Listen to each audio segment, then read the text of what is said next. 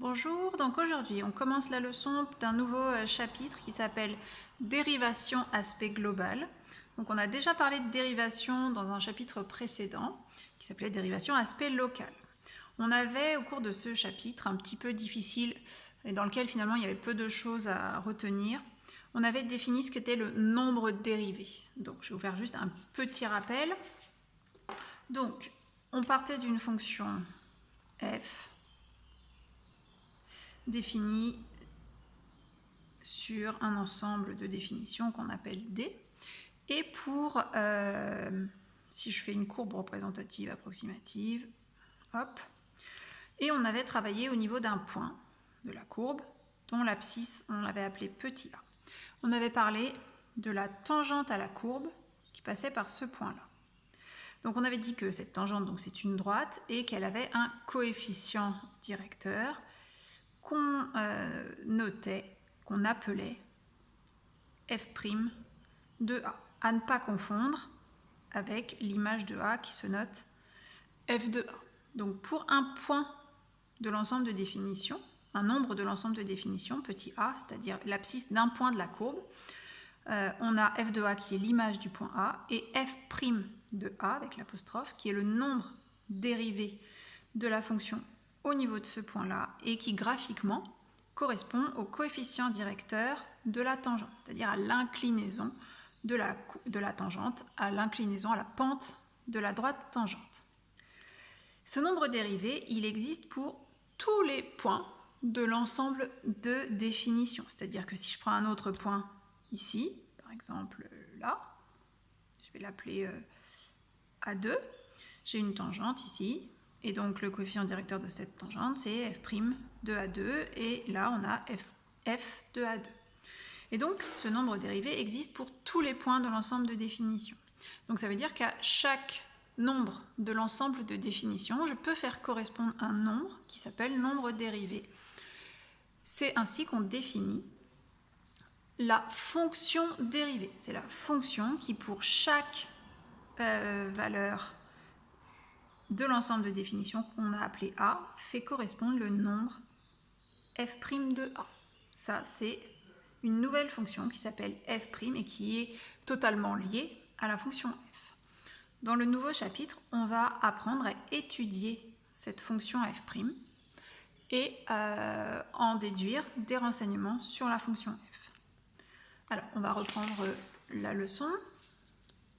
Donc, dans ce premier paragraphe qu'on étudie aujourd'hui, on me donne la définition de la fonction donc, dérivée, c'est-à-dire c'est la fonction qui, pour tout réel x, associe le nombre dérivé de la fonction f en x. Elle se note f' de manière assez logique. Donc ça va nous permettre de créer une nouvelle fonction qui dépend, qui dérive, qui découle de la fonction f. Cette fonction s'appelle f'. Alors, en dessous, on va avoir des formules qui nous permettent de trouver, pour un certain nombre de fonctions connues, l'expression de la fonction dérivée. Ces deux tableaux sont à connaître absolument par cœur pour être en mesure de trouver la fonction dérivée des fonctions que l'on vous donnera. Alors, on va les étudier d'un peu plus près.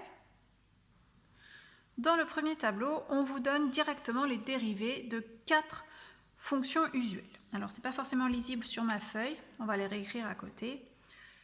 Donc, si j'ai une fonction de la forme f de x égale a, un nombre, c'est-à-dire une fonction constante, le petit a qui est là ne correspond pas au petit a du chapitre précédent que je viens de rappeler, j'aurais pu mettre f de x égale k. Eh bien, si ma fonction est une fonction constante, sa dérivée, f', est la fonction f de x égale 0, c'est-à-dire une fonction qui vaut toujours 0. L'image de n'importe quel nombre serait 0. Et ça, c'est valable quel que soit le nombre k réel.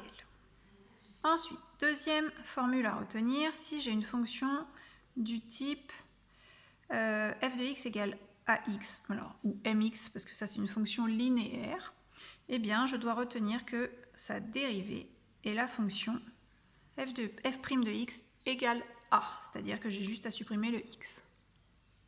Ça c'est la deuxième formule à retenir. Ensuite, troisième fonction, la fonction carré. Donc, f de x égale x carré. Sa fonction dérivée est la fonction f' de x égale 2x. Alors pour les fonctions de ce type-là, avec un carré ici, on verra plus tard comment ça se passe pour les fonctions polynômes de degré 2. En fait, il suffit de prendre l'exposant et de le passer devant, et ici de diminuer l'exposant, on le passe de 2 à 1, et le 1, je ne suis pas obligée de l'écrire. On va voir qu'on va faire la même chose pour la fonction cube, qui est la quatrième fonction de ce tableau. Donc la fonction cube a pour dérivée, donc je prends l'exposant, je le mets devant, je garde mon x, et je diminue de 1 l'exposant 3 qui va devenir du coup 2. 3x carré. Ce serait valable pour n'importe quelle fonction de la forme x puissance quelque chose. Donc ça, ce sont les 4 formules que vous devez connaître impérativement. Donc une fonction constante, sa dérivée c'est 0. Une fonction linéaire de la forme a fois x, sa dérivée c'est a. La fonction carré a pour dérivée la fonction f' de x égale 2x. Et pour la fonction x cube, c'est 3x carré. Donc ça, ce sont les 4 formules que vous devez connaître. Et à partir de ces 4 formules de dérivée, on va pouvoir les combiner pour arriver à trouver la dérivée de 2 fonctions un petit peu plus compliquées. C'est l'objet du deuxième tableau. Alors, parmi toutes les fonctions qu'on étudie, il n'y a pas que les 4 fonctions qui ont été citées dans le tableau précédent. Il y a plein d'autres fonctions qui sont souvent obtenues en combinant des fonctions usuelles. Les fonctions carrées, les fonctions linéaires, les fonctions cubes, etc. Et donc, il faut qu'on arrive à déterminer les dérivées de ces fonctions obtenues par combinaison de fonctions usuelles. Donc c'est pour ça qu'on a besoin de formules. À votre programme, il n'y en a que 2. Donc si j'ai une fonction f plus une autre fonction g, et que je veux la dérivée de tout ça, qui se note avec un prime, eh bien il me suffit de prendre la dérivée de f et d'ajouter la dérivée de g. Alors on verra dans les exemples plus concrètement comment ça fonctionne. Mais ce que vous devez retenir, c'est que la dérivée de f plus g, c'est égal à la dérivée de f plus la dérivée de g. Donc cette formule est à apprendre aussi. Et puis vous en avez une deuxième. Si vous avez une fonction de la forme un nombre quelconque fois une fonction f, donc ici k c'est un nombre et f c'est une fonction, si vous voulez la dérivée de la fonction k fois f, eh bien il suffit de faire k fois la dérivée de f. Alors j'imagine que ce n'est pas très parlant. Ça sera peut-être plus facile de travailler avec les exemples, donc on va les faire tout de suite en détail. Bien, allons-y donc pour les exemples. Ici, vous avez 4 fonctions à dériver. Alors, on ne voit plus à l'image les tableaux du dessus, mais gardez-les bien en tête. Donc, je ferai référence aux formules en citant la première formule du tableau 1, ou la deuxième formule du tableau 2, ou la première formule du tableau 2, etc. Alors, ici, on a une fonction f qui est f de x égale 3x. Donc là, il faut que je me réfère au premier tableau. Le premier tableau contient une fonction de cette forme-là. C'est un nombre fois x. Donc si vous regardez bien, je vais vous le remontrer quand même, ça correspond à cette ligne-là. F de x égale ax, avec le a qui vaut dans mon exemple 3. Et donc, on me dit que dans ce cas-là, la dérivée, c'est simplement la fonction f' de x égale le nombre a ici, donc pour moi 3. Donc si je dois écrire la dérivée de cette fonction-là, f, on peut les appeler f1, f2, f3, f4, pour ne pas les confondre. Donc la dérivée de f1, qui se note f1', c'est la fonction f1' qui, pour chaque nombre x, associe 3 comme image. Donc la dérivée de l'expression 3x, c'est 3. On va continuer avec la deuxième fonction, donc la fonction f2 qui est x au carré plus 5. Donc là, dans mon premier tableau, je n'ai pas de fonction qui ressemble à ça. Par contre, j'ai une fonction qui ressemble à x carré, c'est l'avant-dernière, et puis j'ai une fonction constante qui serait la première de ce premier tableau. Et donc là, j'additionne ces deux fonctions-là. Donc d'après mon deuxième tableau, cette formule-là, celle-ci, si j'additionne deux fonctions et que je veux la dérivée de cette somme, il faut juste que j'additionne la dérivée de chacune des fonctions.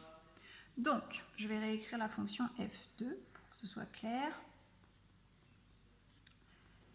la dérivée de x carré, d'après le premier tableau, c'est la fonction 2x.